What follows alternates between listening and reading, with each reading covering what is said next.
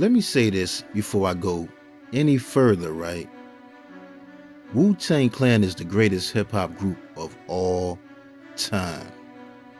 RZA, Jizza, Old Dirty Bastard, Inspector Deck, Raekwon the Chef, U-God, Ghostface Killer, and the Method Man.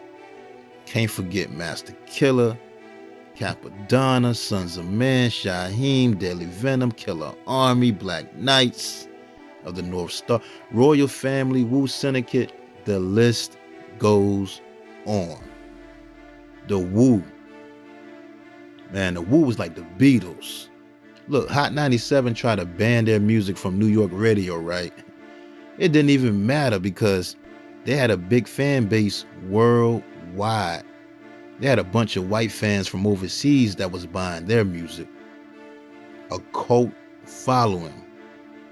That was the first time I realized too, man, that white people and other races love street hip hop music like that. And they went on tour with the rock group, look, Rage Against the Machines. So that let y'all know everybody loved the Wu. But when it comes to the Wu, the first one that comes to mind is Old Dirty Bastard. There will never, ever be another rapper like him in the hip hop history. You hear me? Never. He was a real rock star. No one has come close to imitating his style. The drunken master. You know, most people describe him as the loose cannon, the wild card of the group Wu-Tang. But believe it or not, the man, Old Dirty Bastard, was very intelligent. Even though he, like I said, he's known as the most outrageous member of the Wu-Tang Clan, but a lot of people describe him as one of the kindest and most generous souls on earth. In almost every interview he did, he was kicking knowledge. If you paid very close attention to him, he was kicking knowledge, man. Dirty was smart. Brother Jay from the group X Clan said Dirty dumbed down his style when he joined the Wu-Tang Clan. Wow. Dirty, so many names, man. Dirty, Dirt Dog, Dirt McGirt, Big Baby Jesus, A-Sun Unique, Osiris, Old Dirty. Look, Old Dirty Bastard, that name stood for there's no father to his style. His fashion was crazy. Dirty would wear glasses with no lens in it or one lens in it, gold teeth braids, straight hood cat. Wasn't afraid to speak his mind. The man said he got burnt by gonorrhea twice with no shame. Wow. Dirty have you dying laughing too, man, because he just didn't care. He didn't like to be told what to do. But just the way he went out though, man, so tragic, man. And he was so young. I wonder sometimes too, man, if he was still alive today, what would Dirty be doing, man, if he had access to social media? Dirty is wild. But there would never be another ODB in this world, man. And, and me being a big, dedicated Wu-Tang fan, man, I truly miss the guy, man, for real. Such a Wu-Tang fan, man. Miss that guy, man. Let's get to the story, though, right? Now, Old Dirty Bastard, right, whose real name is Russell Jones, was born November 15th, 1968 in Brooklyn, New York. Now, growing up, he was one of 6 children, 3 boys and 3 girls, born to his parents, Cherry and William R. Jones. And Dirty's nickname was Rusty. That's what everybody called him. They called him Rusty. Papa Wu, right? He said they called him Rusty because he used to stay so dirty all the time, because he just didn't care about taking a bath or nothing. He was just a bad kid, always getting whippings and stuff. But, early in his childhood, it was pretty good for Dirty, though. His mom worked as a police dispatcher. His father worked for the transit authority. And him and his family used to always just party and have a good time singing and stuff. His mom, she used to sing too. She was a singer one time, man. She played different instruments. Matter of fact, his whole family was musically talented. His older brother Ramsey is still a musician to this day. Y'all can check his music out. But when Dirty was about 11 years old now, his mother said in an interview that he was actually offered a record deal. Dirty had lied to the label and told him he was 17 years old, but his mom, she made him turn it down because she felt he was just too young at that time and she wanted him to focus on school. But Dirty, he didn't really get along with school. Dirty got kicked out a lot of schools, they say. He ain't like school at all. But by the time he turned 16 years old, his parents ended up getting divorced, which hurt him. That hurt Dirty. But something that took his mind off that was music. He loved all types of music, especially R&B, soul. And when hip-hop music came to play, he was there from the beginning, when hip-hop in the early stages, when it started. They say Dirty was good at breakdancing too. And Dirty, he went by the name Asan Unique. And his cousins RZA, who at the time went by the name Rakim, and Jizzle, who went by the name Allah Justice, the Genius. They was all involved in the early stages of the hip-hop culture. And they had formed a group called FOI, which stood for Force of the Imperial Masters. And they had did a song called All In Together Now, which got so popular in the neighborhood that people started calling them the All In Together Now crew. So they just stuck with that name, man. And Dirty was like the beatboxer and the performer of the group. And Jizza used to help write rhymes and everything for him and stuff. Jizza said some of the rhymes that Dirty used on his album, Return of the 36 Chambers, the Dirty version, right?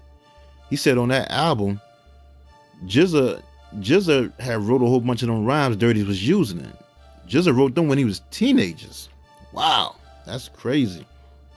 But anyway, so RZA, Jizza, and Dirty, they had to put a demo out, and with that tape they had put out, right, they started to generate a buzz and started doing talent shows and open mics all around New York. They also were into watching a lot of Shaolin Kung Fu flicks back then.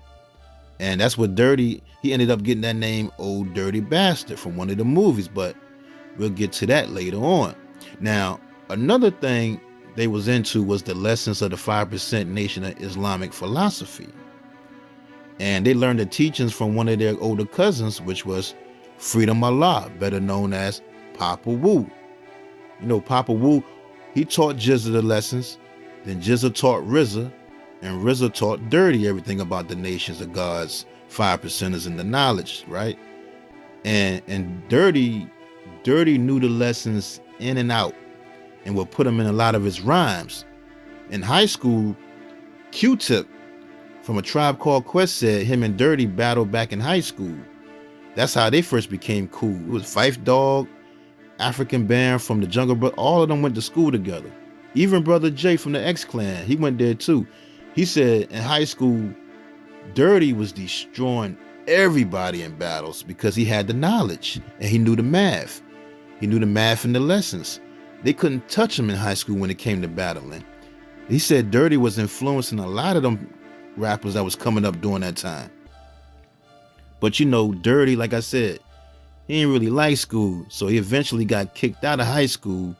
Now, also around that time when he got kicked out, Dirty ended up meeting his wife, Iseline, and they ended up having 3 kids together overall, which forced Dirty to get a job and take care of his family. But the good thing was the RZA and the Jizza, they ended up getting record deals.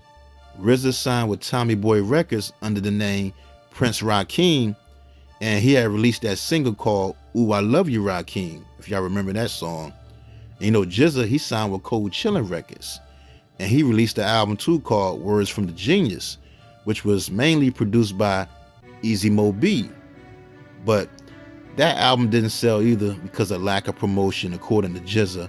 And plus, RZA and Jizza, they weren't trying to make no radio commercial songs either. That wasn't their style. So both of them, they left their labels. And look, right?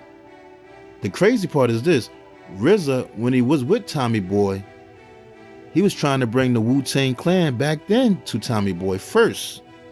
Wow.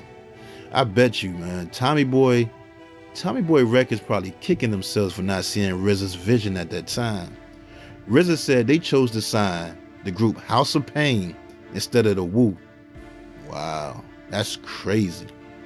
But anyway, so after they left their labels, right, RZA now kind of knew how the music business worked, and he just focused on forming the Wu-Tang Clan. Now see, RZA's plan was to sign the group to a major label and release solo albums for all the members, because by him being signed before, he knew the business. Like I said, he knew how everybody could make money individually. RZA was doing something that has never been done before in the industry. All them cats had solo deals, man. That was crazy. And that's when, look, so they put their money together, created a demo, and shot the video called Protect Your Neck. And look, Steve Rifkin, who owned the label Loud Records, saw the video Protect Your Neck on Ralph McDaniel's show called Video Music Box, and he loved it, right? And he wanted to sign them. And RZA and the team agreed only in the terms that each clan member could go out and get different solo deals from other labels. But Steve Rifkin, he didn't care about that. As long as he had the whole group signed to his label, the whole Wu-Tang, he was cool with that. Plus, RZA gave him the option to have first dibs to match the solo offers before they would sign with other labels. And on November 9th, 1993, they released their debut album titled Enter the Wu-Tang 36 Chambers, which I think is one of the greatest albums of all time. The songs Cream, All So Simple, Tears, Clan in the Front was my junk. It's one of my favorite. But look, Shame on a Nuh, that's my junk right there. Old Dirty set that off. But look, the album ended up going platinum and set the tone for the East Coast too. They set a trend with that underground, street grimy, Timberlands, drug dealer type of music. They opened the doors for rappers like Nas, Biggie, Mobb Deep, and so on, because at the time the East Coast needed something, because I think Dre and Snoop had the West Coast on fire. They was tearing up stuff back then. And look, the album, right, the Enter the Wu-Tang 36 Chambers, was ranked 27th on Rolling Stone's list of 500 greatest albums of all time. And MTV, they declared it among the greatest hip-hop albums of all time too. Now, when that album hit, right, fans were picking who was their favorite rapper out of all of them. And it was between Method Man and Dirty to me. Inspector Deck too, Raekwon, all of them. But I think Method Man and Dirty, they just had the star quality about them. They just stood out. Now, that same year, as the Wu-Tang popularity grew, right, Dirty ended up convicted of second-degree assault after a fight he had in a bar back in New York. And he ended up paying a $5,000 fine, and they put him on a 5-year probation. But after the success of the 36 Chambers album, that's when record labels was trying to get at them, trying to make solo deals with the Clan members. Now, Def Jam signed Method Man, GZA got a deal with Geffen Records, Raekwon stayed with Loud Records, and Dirty signed with Elektra Records. Now see, Dante Ross was an A&R for Tommy Boy Records and Elektra Records, and he's responsible for signing a lot of big name artists y'all probably know, like De La Soul, Busta Rhymes, Missy Elliott, MF Doom, Digital Underground, Brand Nubian, Pete Rock, and CL Smooth, and the list goes on. And Elektra Records was ran by Sylvia Rhone at that time, and Dante Ross was the A&R. Now, he had heard Wu-Tang Clan freestyling on the radio, and he wanted to sign Dirty and Method Man as a duo. That was his favorite too. After hearing them freestyle on the radio, he told RZA he wanted to sign Method Man and Dirty as a duo on some Run DMC, EPMD type of stuff, right? But RZA wasn't really feeling that plan, and he just gave him Dirty as a solo artist. Now working on his debut album for Elektra Records, Dante Ross was now responsible for Dirty, and he said recording that album was wild, and Old Dirty Bastard was the craziest person he ever worked with in his life. He said one time, look, Dante Ross said one time, Chris Lighty and LL Cool J wanted Dirty featured on a song for LL Cool J, right? So they set up the studio time, and when Dirty gets there, Dirty's he's just playing around, he's wasting time, not laying his verse down, and him and Chris Lighty get into it. That's when Dirty said F LL and took the LL Cool J album platinum plaque off the wall, threw it on the ground, and peed on it. Wow. Dirty was off the chain around that time, man. They said Dirty would run up on stage and just snatch the mic from anybody. They say he snatched the mic from groups like The Roots. He snatched the mic from Biggie. I heard Capadonna tell that story. He snatched the mic from the Lost Boys, Dougie Fresh, and they say him and the rapper Akinelli was on stage fighting one time over the mic. Wow, that's crazy. Dirty was always fighting too. Fredro Starr from the group Onyx, he had told a story too about an altercation they had in the club or something. But Buddha Monk, right? Now Buddha Monk was Dirty's right-hand man, right? In Buddha Monk's book called The Dirty Version, he said one time at a show, Dirty pulled out a gun and started shooting in the air to calm the crowd down because it was getting too rowdy. Dirty was wild, man. But anyway, look, also, Dirty started building his own rap crew too. It was called the Brooklyn Zoo. He was seeing how RZA was doing and bringing in the whole Wu-Tang. So Dirty wanted to bring his own crew from Brooklyn. Everybody thought Dirty's from Staten Island, but he was from Brooklyn. He wanted to put his own crew on the road with him everywhere he went. Then he ended up getting shot. Dirty ended up getting shot while out in Brooklyn. He got shot in the stomach and drove himself to the hospital, and they say he had got into it with another rap group or something that was calling themselves Brooklyn Zoo. That's why he got shot or something, but they also say it could have just been a robbery because they knew who he was with the Wu. After that, on March 28th, 1995, Dirty released his debut album titled Return to the 36 Chambers, the Dirty Version. And look, the album cover, a food stamp card. Wow. Classic. I still got that CD somewhere. Classic. Never been done before. Man made his album cover a food stamp card. And his first single called Brooklyn Zoo hit number 5 on the Hot Rap Singles chart.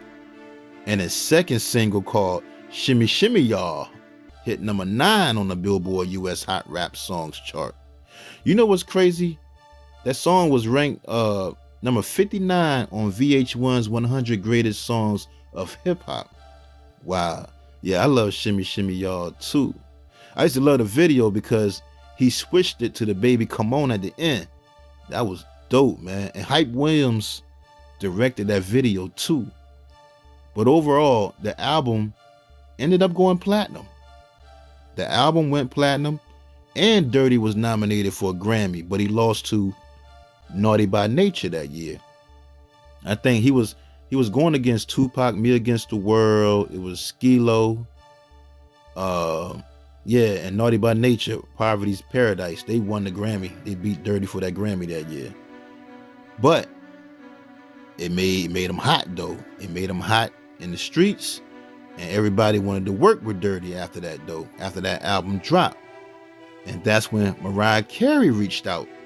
She wanted him on a remix for her hit song at the time called Fantasy because she liked how Wu-Tang did the SWV's Anything remix.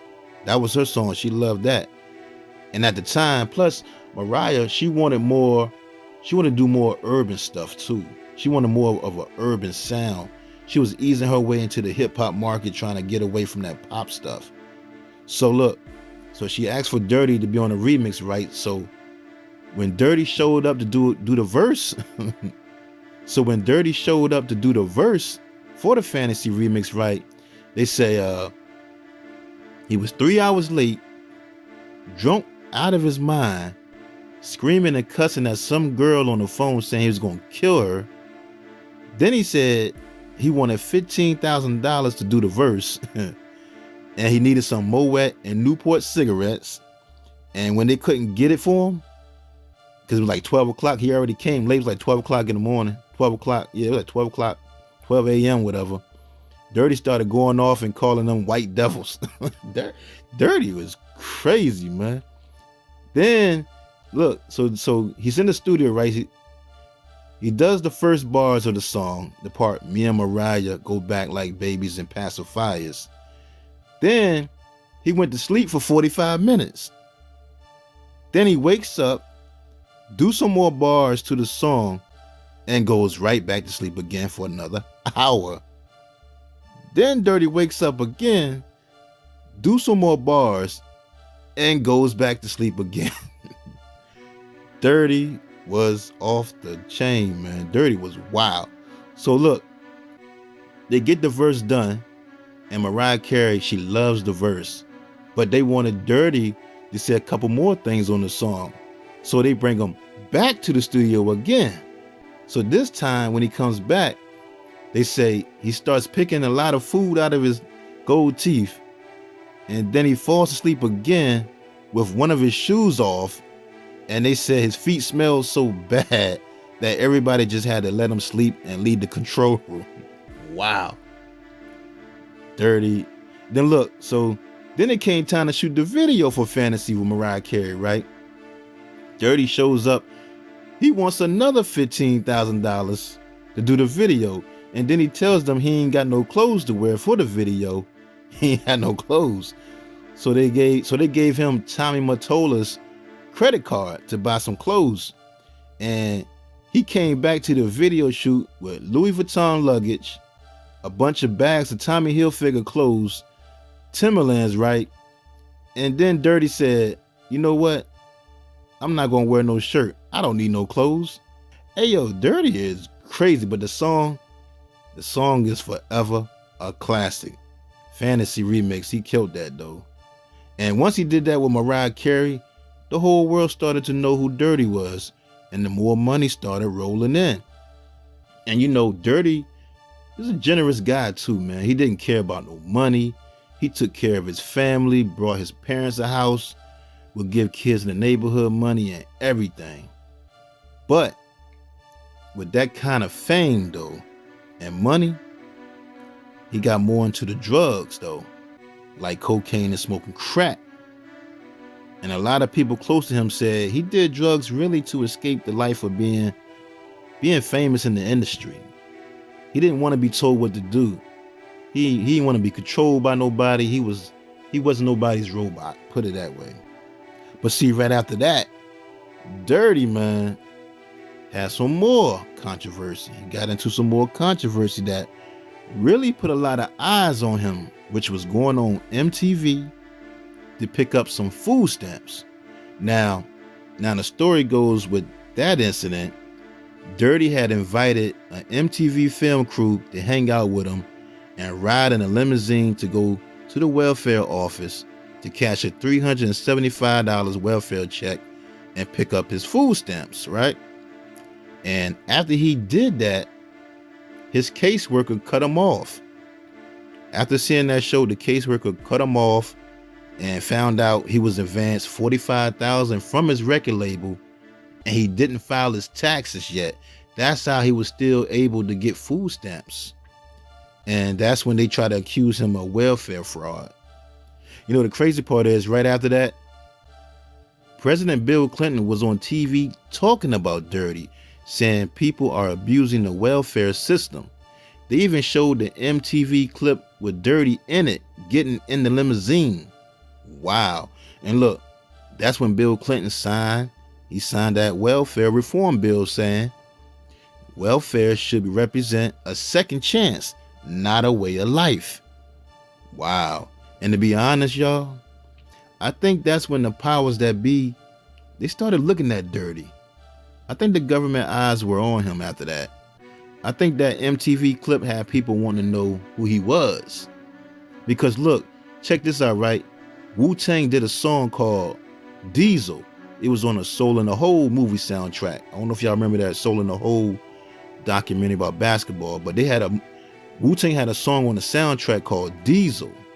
And on that song, it was kind of disturbing what Dirty was saying. But as a fan, I just thought he was just being his normal self, man. But now when I listen to it, he was telling the truth. On the song Diesel, right? Dirty rapped the lyrics, "To the president, you say I'm on welfare fraud. You MFing right. Let's burn this dark house white." Then in that same verse, he also accused the government of killing rappers Biggie Smalls and Tupac Shakur.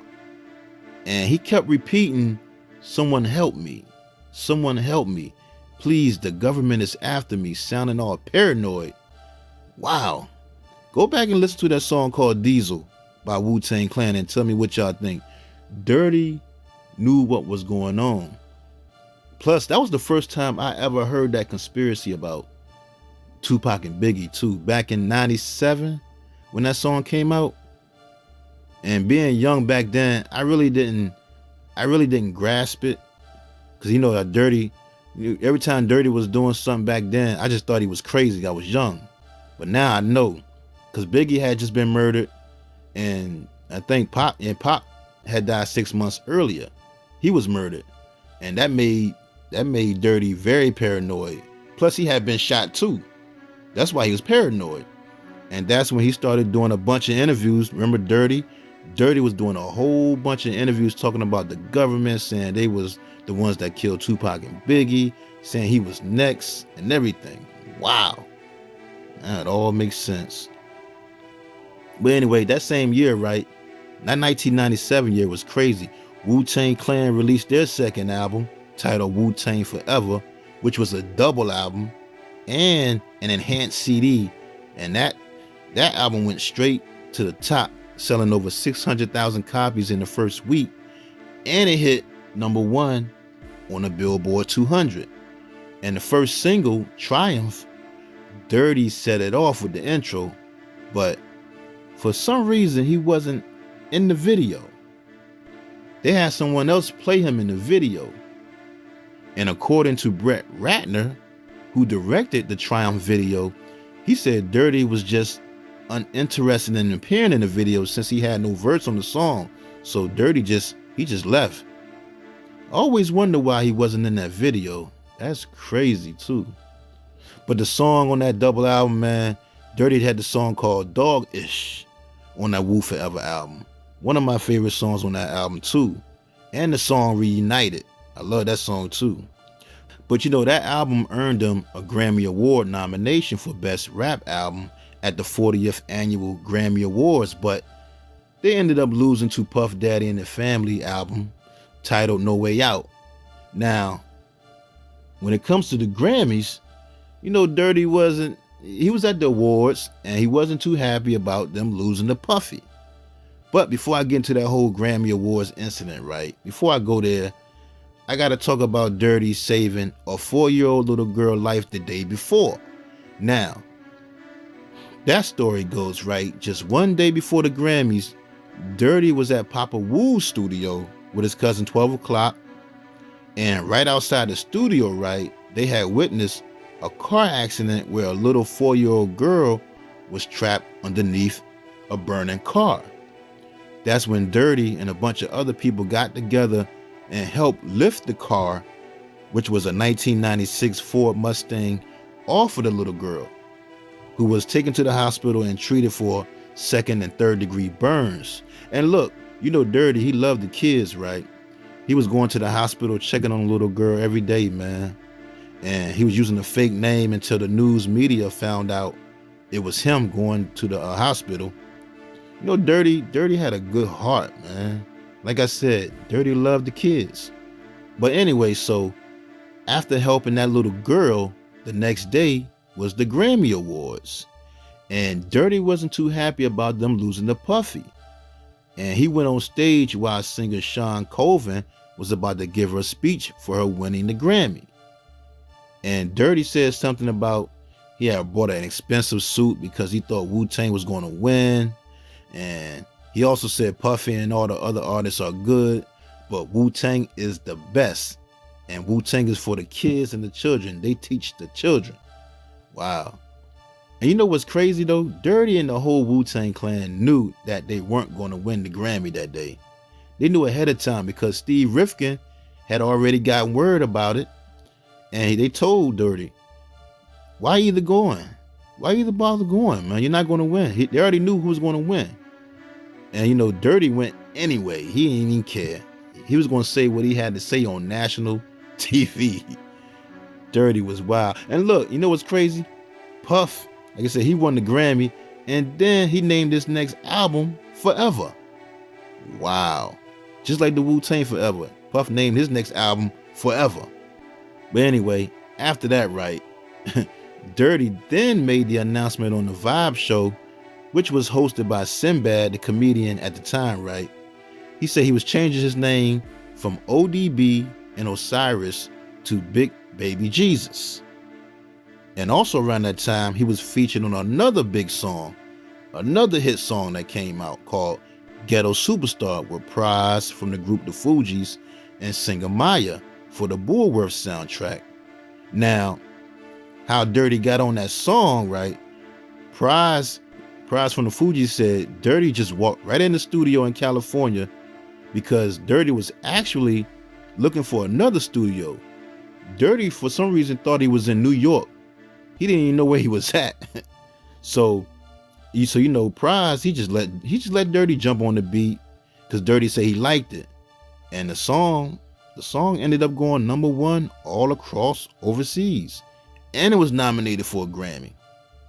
But then Dirty was arrested for failure to pay child support for his 3 kids with his wife, Iseline.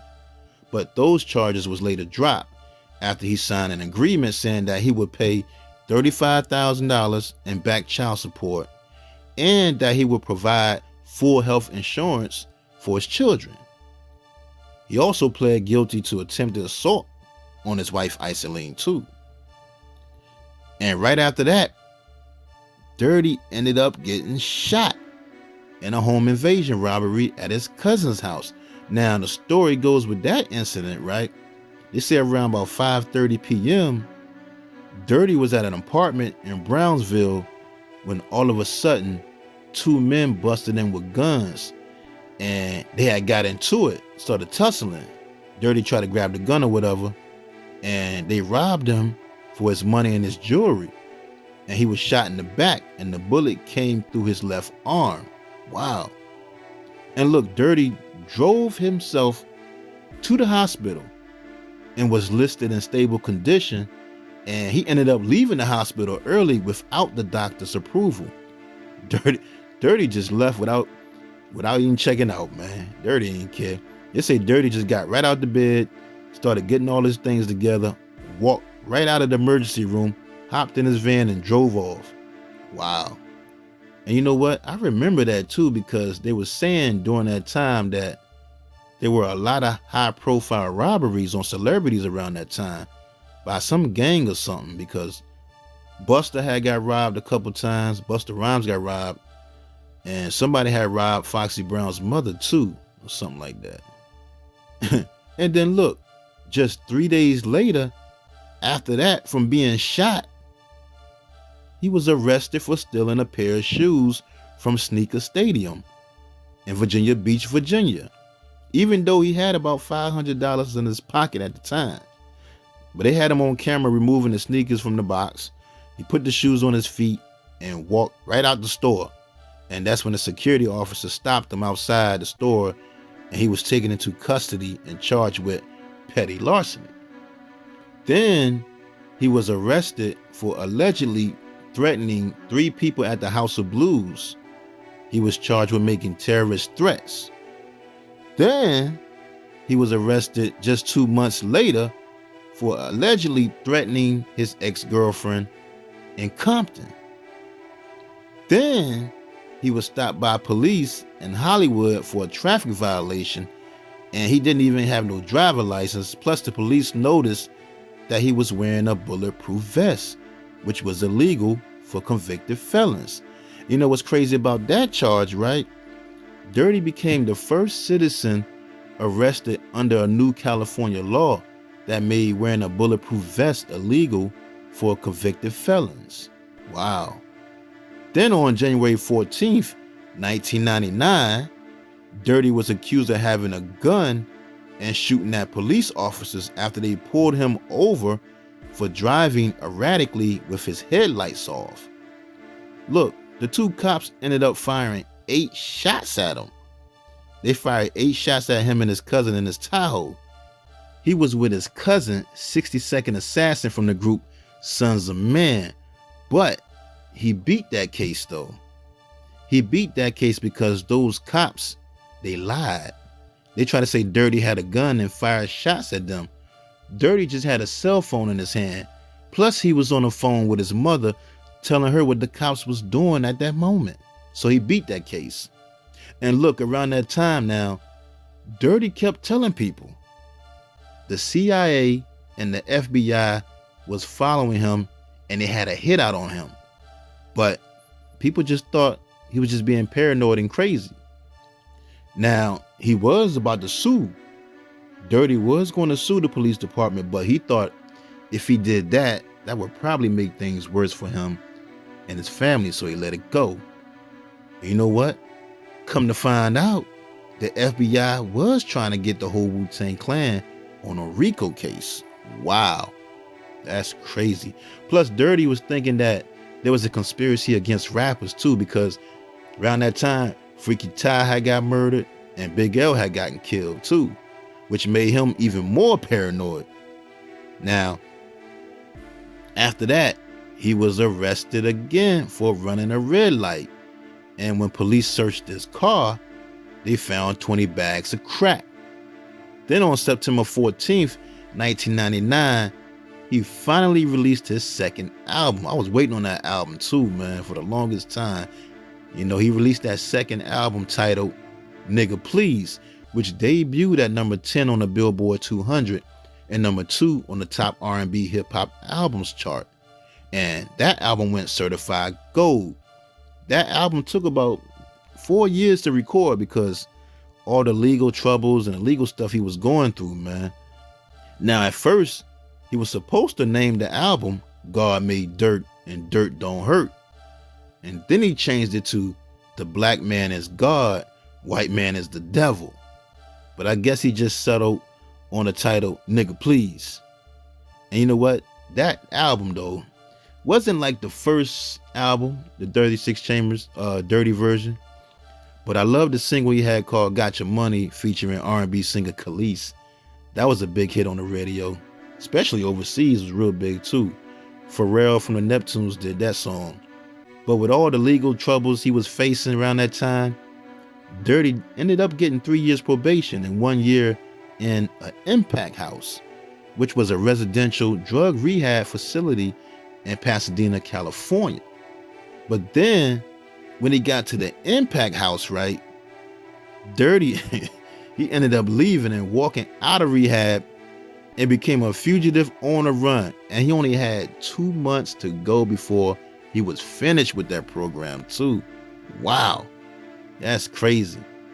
Now, while he was on a run and a fugitive, right, from leaving the rehab center, he showed up on stage at the Hammerstein Ballroom in New York for Wu-Tang Clan's album release party for the W album. And the crowd went crazy when they saw him. People loved Dirty, man. Dirty, they loved Dirty. And Dirty even told the crowd that he couldn't stay on the stage too long because the cops was after him.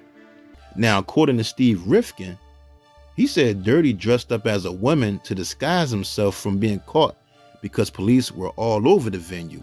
Wow. Now, after that, right, Dirty just went on a run and he was a wanted man by the law. And days later, they caught him. They got him. He ended up being arrested in a McDonald's parking lot in Philadelphia. And they say the only reason he got caught was because he was signing autographs. And they say he had signed an autograph for a lady cop or something like that. And she reported him and called for backup. Wow, that's crazy. Now back in jail, when he went to face the judge this time, on July 18th, 2001, Dirty was sentenced to 2 to 4 years in prison for crack cocaine possession. Wow. For those 20 bags of crack cocaine they found when he ran that red light, allegedly, they said, they gave him 2 to 4 years in prison. You would have thought they would just put him back in rehab or something, but I don't know, man. And you know, right before he went to jail, they say he had attempted suicide because he came to court with a bandage around his wrists. Now in prison, Dirty was just, he was depressed, man. Dirty became depressed and he was placed on suicide watch. Then they had sent him to a Clinton Correctional Facility in upstate New York, where rappers like, he was in the same place, he was in the same prison where Tupac did his time, Shine from Bad Boy did his time for shooting the club up, Bobby Shmurda was there, they did their time there too. He was in that same prison, Clinton Correctional. And once he got in there, Dirty said thousands of threats were made against him because he was famous. He said his life was threatened every day by inmates and believed people were out to kill him because, you know, you got to remember, they had him in a max. They had him in a max prison with killers and rapists. And all he did was he just did drugs. He was hurting himself. Wow, that's crazy. He said he was assaulted by some inmates who left him with a broken leg. And he had a bunch of confrontations in there with some of the guards who used to beat him up and tease him because he was a rap star in jail. You know, he said he would take the medication they gave him just to stay away from the general population. Papa Wu said this. He said they was trying to put a microchip in him so they can track his every move. Wow. That's crazy. And you know, his label, Elektra Records, ended up not re-signing him to the label. Plus, you know, his 2-album deal, it was up with them. It was over anyway. But I think they really didn't re-sign him because of all the legal troubles and problems he had put them through. You know, a lot of the Elektra music staff, you know, at the label, they said when they first signed Old Dirty, they knew he liked to drink and get drunk, but they had no idea he did crack and cocaine and dust until later on. And you know, once Elektra Records let him go off the label, another label ended up buying his lost material. And in 2002, an album called The Trials and Tribulations of Russell Jones was released on a label called D3 Entertainment. Now, D3 Entertainment was a little known LA label that also ended up winning the rights to distribute Death Row's catalog when Suge Knight had went to jail for the first time. But, you know, Dirty wasn't doing good in prison, man. And he stated that no one from the Wu came to visit him except Method Man and RZA. He said they came one time to see him, but I do remember Wu-Tang Clan members saying they did a show at Rikers Island when Dirty was locked up there the first time, though. They said they did a show there when Dirty was at Rikers Island, but in prison, Dirty said no one really came to see him but Meth and RZA. But Dirty was going through it, though, man. Then they sent him to a psychiatric hospital, and they tried to say he was diagnosed with schizophrenic. He was a schizophrenic. And according to Papa Wu, he said Dirty set himself on fire just to get sent to that mental hospital, just to get away from that prison because they was treating him so bad in there. Wow, that's crazy. And on May 1st, 2003, Dirty was released from prison. And on his first day out, he did a New York press conference. Mariah Carey was there. Dame Dash was there to announce his signing to Rockefeller Records. And he also changed his name again. He changed it to Dirt McGirt. And they say Dame Dash gave him $1 million deal. Wow, that's crazy. Now, VH1 also did a special documentary on him called Inside Out, Old Dirty Bastard on Parole. as they follow him on his journey to clean up his act, and he was getting his life back on track as he starts recording his comeback album titled A Song Unique. And his manager at the time was a guy named Jared Weisfeld, who actually started his career as a production assistant for VH1. He was the one who pitched and sold the Dirty reality show to VH1. And you know, by that time, all the Wu members had left Wu-Tang Productions management. And Dirty wanted to be off of it too. But RZA really didn't want to let him go out of his contract when he came home, because he felt he had big plans for old Dirty Bastard when he got home. He had plans for his cousin Dirty.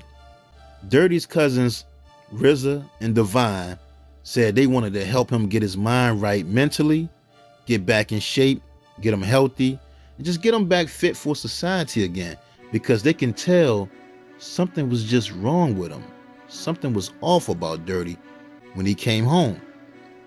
And to be honest, you kind of can tell in that documentary, he just really wasn't ready to jump back into the music industry. That was my thoughts too. He should have just took some time to himself to get his mind right. And you know, Dirty said on the VH1 special that the only hard part about being out of jail was just staying away from the drugs now, because the drugs used to help his creativity. And without the drugs, life to him was just too boring. Wow, that's sad, man, to say that. He said life was just too boring to him without the drugs. That's crazy. Now, when he got out of prison, he moved right in with his mom, because that way he can stay out of trouble and she can kind of keep an eye on him. But then he moved out of his mom's house and got his own place. And before you know it, he went back to using drugs again. Now, on July 17th, 2004, Dirty reunited and performed at the Rock the Bells with the rest of the Wu-Tang Clan, which would be his last performance with them. And they say that performance, Dirty was high on drugs then, and they had to beg him to come out. He was in his hotel room. He didn't want to come out to the show because he was in the room getting high. Then he did another show with this rock death metal band called Dillinger Escape Plan, which was kind of strange because the crowd was mainly all heavy metal rock fans. But on that show, he was high off ecstasy. They said that show was a disaster too. And look, in an interview, they asked him about that show. And Dirty said it was the drug use. He was in a different world and said he wasn't himself that night because he had some ecstasy. And when he said that in that interview, him and his manager Jared started arguing because Dirty told the truth. He told the truth, say he was high that night. And his manager Jared didn't want him to tell the truth. Plus he was still on parole. But months later, on November 13th, 2004, just 2 days before his 36th birthday, and only 9 days left on his parole, Dirty died at RZA's recording studio from an accidental drug overdose. Now, the story goes, Dirty was in the studio working with his cousin RZA, and he started complaining about some chest pains he was having earlier. They say he was sweating like crazy, he felt hot, and his heart was racing. And the next thing you know, he just collapsed right to the floor. And they called the paramedics, which was around 4:45, but he ended up dying by the time the paramedics got to him. They couldn't revive him, and he was pronounced dead at 5:04 p.m. Sad, man. Now, in Buddha Monk's book, right, he said Dirty didn't feel good that day, and they wanted to take him to the hospital, but Dirty didn't want to go because he didn't trust doctors. And his leg was hurting because he had injured it at a show days before, and someone had given him a tramadol pain pill. And Dirty ended up going to sleep on the floor, and that's when the people in the studio noticed he wasn't breathing. So they called 911, and couldn't revive him, man. It's crazy, man. The crazy part is everybody that saw him dead say he had a smile on his face too. Wow. That's crazy. Now, when they did the autopsy, the medical examiner determined that he died from the combined effects of cocaine and a prescription painkiller. They said it was the result of intoxication by cocaine and the painkiller tramadol, which caused his accidental overdose. You know what's crazy, right? His son, YDB, said he was there that day and he actually watched Dirty get high. He said Dirty got as high as he could ever get. And he told his son YDB to sit there and watch him eye to eye. Wow. Now, after his death, right, Dirty's mom, Miss Cherry Jones, and Dirty's wife, widow, Iseline Jones, were battling for his estate. And the judge granted Iseline control of his estate. And once she became the administrator of his estate, according to her, she said Dirty had one important request for her to do before he died because he knew he was going to die. And that request was to get his royalties from Wu-Tang Productions. Wow. She said Dirty felt and believed that he wasn't getting his fair share of royalties from his work, and he wanted her to get to the bottom of it. He wanted her to fight for his royalties and don't let them get away with it.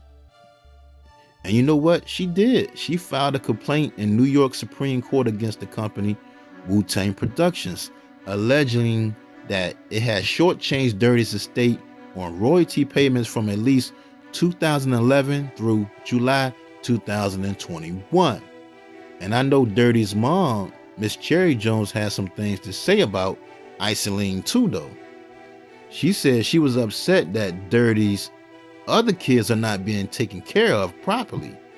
And she's outraged that it appears Iseline has been diverting money away from the other children and taking out personal loans against estate assets. Wow. You know, they say Dirty fathered over 13 kids, but then some say he really only have 7 kids. I don't know.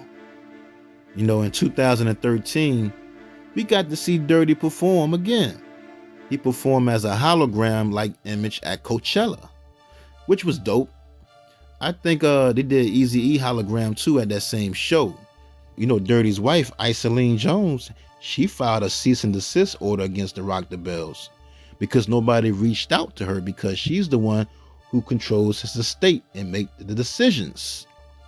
But they was, you know, Rock the Bells was dealing with Dirty's mom, Miss Cherry Jones, at the Coachella show. Iseline was upset because their son YDB usually would do Dirty songs at the Rock the Bells festivals. But you know, they worked it out, and basically YDB was Dirty's hologram on stage. And with the technology, they just aged him to when Dirty was in his prime. Technology, man, is crazy, man, I'm telling you.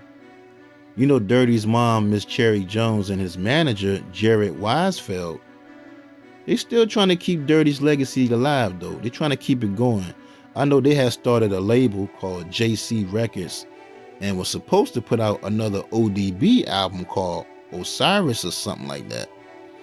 And it was also working on a reality TV show called Stuck on Dirty, which was supposed to debut on Spike TV a while back, but I don't know what happened with that. They were supposed to be doing a movie too on Dirty called Dirty White Boy, and Michael K. Williams was supposed to play Dirty in the movie, but I don't know what happened with that movie either. You know, rest in peace to actor Michael K. Williams. He just died from an accidental overdose. Wow, that's crazy. But you know, RZA said he got an old Dirty biopic in the works coming soon too. So I'm gonna keep my eye open for that. Make sure y'all stay out the lookout for that. A&E, the network A&E, they got a documentary coming this year about him too. And you know, that last and final album that Dirty had did for Rockefeller Records called A Song Unique, it's all available now, all on digital platforms. So Make sure y'all go and support that and stream it when y'all can. You know, I love that Wu series too. I'm a Wu head, man. I watched the whole Wu series. The next season is coming. I can't wait. You know the Wu series called American Saga. The guy who plays Dirty, his name is TJ Adams. I think he's a brilliant actor. He's doing a very good job to me. He said in an interview, right? TJ Adams in an interview said he studied some of Dirty's old video footage and he studied Dirty's son, Young Dirty Bastard, because he is the closest thing to ODB in real life and his mannerism. Plus, he talked to Dirty's mom, Miss Cherry Jones, to get a lot of info. But I don't think Dirty's wife and kids like the way that they're portraying Dirty in that series. They feel like they're making Dirty seem like he was a clown or something. He's goofy or something. You know, it's much more to Dirty than that. The man was smart, man. Very intelligent man.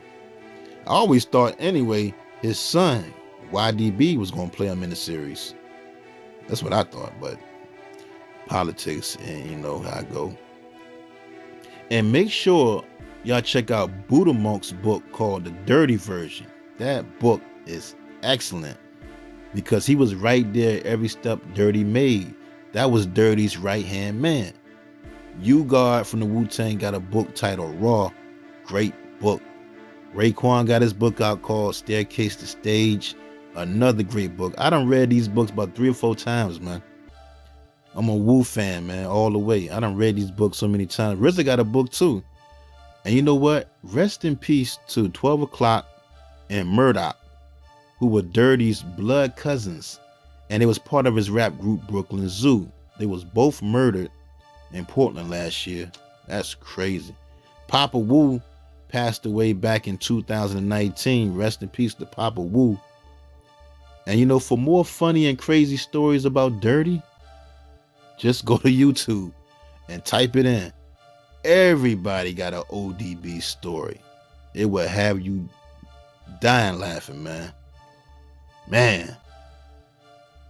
35 years old, man. Just 2 days before his 36th birthday. 36 Chambers, 36. Ain't that crazy? Rest in peace to the legend. ODB. Dirt Dog. Old dirty bastard.